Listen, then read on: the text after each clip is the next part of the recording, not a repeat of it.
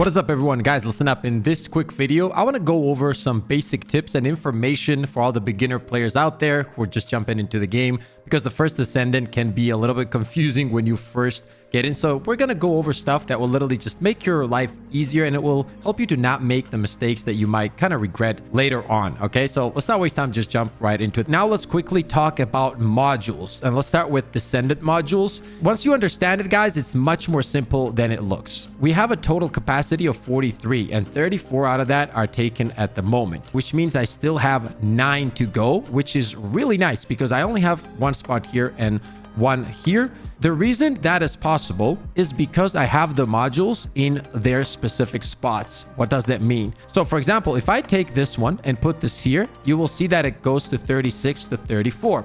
The reason? Very simple.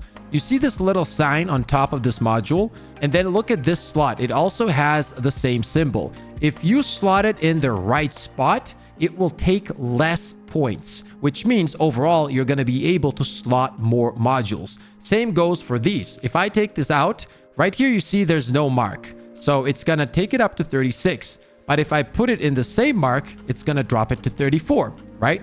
Very simple. Once you understand it, as mentioned, you are good to go. So these things matter. Always try to slot the module in the right slot, and that will give you an ability to have overall more modules, which makes your character much more powerful. On the subject of modules, let me quickly go over to the module NPC, and I'll show you guys that there's upgrading systems and so on, and you guys will see that it's actually very, very useful, very important, and this is something you should do when you get enough materials, because this will make your character much stronger.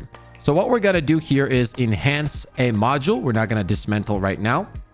The one that I'm looking for is Nimble Fingers. This one says skill cooldown minus 6%. And as you guys can see, it takes 3 spots. Now, if I slot this here, you guys can see that I can upgrade it and it will go to 7.4%. We're going to do that here.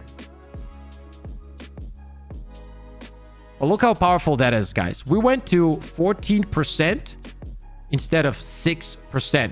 As you guys can see, this is filling up. There's 3 more upgrades left here. Because we upgraded, now it takes 5 slots instead of 3. So that is something you need to keep in mind. Maybe you don't want to over level something in case you think it's taking too many slots, and maybe it's not worth it for the percentage that it's going to add overall. So if you take this off now and put it here, it goes to 40. You see that? There's a difference. Now it takes 9. So you got to pay attention to these things. These things matter, and min-maxing these things is what is going to make your character really strong. So you got to kind of put time into it and figure out your perfect build. And it is going to take time, but overall it's going to be worth it because you're going to be doing so much more damage and you're just going to have fun. And let's be honest, 14% instead of 6 is huge when we're talking about skill cooldowns. Now, when it comes to weapon modules, it's actually a little bit more simple because it doesn't have any slots. You see there's no marks here, so you can just slot them the way you want. You can upgrade them the way you want. Just look at this and try to utilize it as much as you can. Don't waste any points. And then once you find the ones that you really like, I'm not upgrading these right now because I need to figure out exactly what playstyle I need on my character. Once I do, I'm gonna invest more energy and materials into it. Currently, yeah, when it comes to weapons, it's much more simple, and we already went over the Descendant upgrades. I've had a lot of people ask questions about the reactor on stream, so I'm going to quickly explain it. If you go, what you want to do first is go to your Descendant, and then when you look at the skills, right, you will see non-attribute, for example, in singular, right above the skill frenzied. Then you have non-attribute and dimension. The same here, non-attribute singular. So those are the 3 that you're looking for. Then you're going to go to your reactor.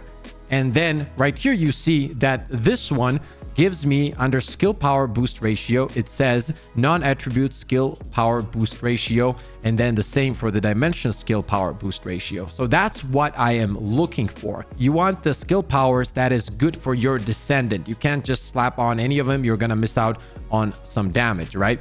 So if I, for example, had this one on, you guys can see I lose a lot of stuff. On the bottom, it all goes red.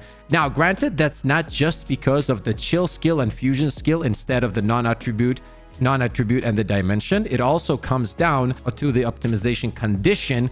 And in this case, you see that the one that I'm using says if I'm using scout rifle weapon class equipped, then I will gain skill power 140%. But this one on the right says hand cannon weapon class equipped. So you got to pay attention to that. You have to find the perfect reactor that has a combination of things that suits your playstyle. In my case, I like scout rifle weapons, so I'm using them, which then increases my skill power by 140%.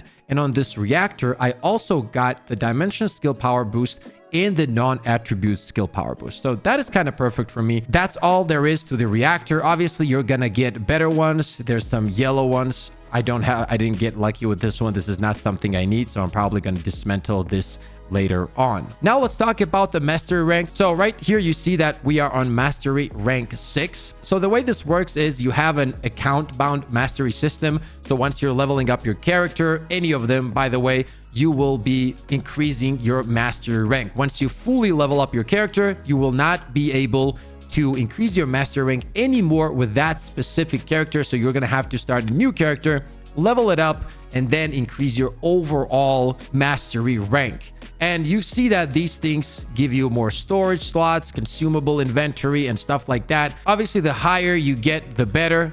You can see that the max is 30 here, and you get like shape stabilizer inventory limit, consumable inventory. Overall, it's like 350 slots.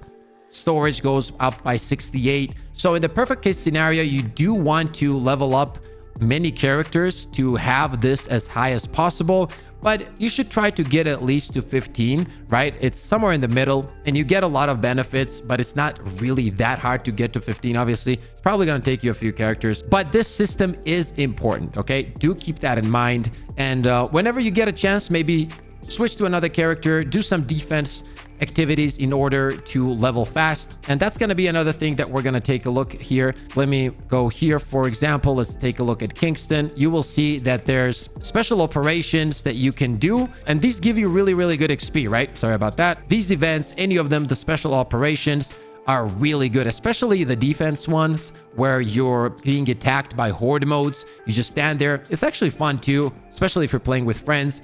And the higher you go in waves, more enemies, a lot of XP, fast leveling. So if you're looking to level, that's probably your best bet. So if you do have free time, hop in with the character, focus on these missions, get a lot of XP, and that way increase your mastery rank as well. And as I said, it's bound to your account, so you will benefit overall when you switch to other Descendants. All of them will benefit from higher mastery rank. Okay, that is the basic tips and information I wanted to let you guys know. For all the people that are just hopping into the game, I hope that helps. I hope it removes kind of the confusion that the game can bring, especially when you're just hopping in. There's a lot of stuff happening, a lot of stuff. So I hope this video helped you guys out. If it did, don't forget to slap the like, sub to the channel. I'm going to be uploading more content, different kind of builds, weapon reviews, and so on. I also do stream both here on YouTube and on Twitch, and I would absolutely love to see you guys live on stream. As always, stay positive, stay disciplined, and I'll see you on the next one. Let's go! Let's go, baby! Let's go! I mean, we literally have the best community of all time. Oh! Oh, he got no scoped!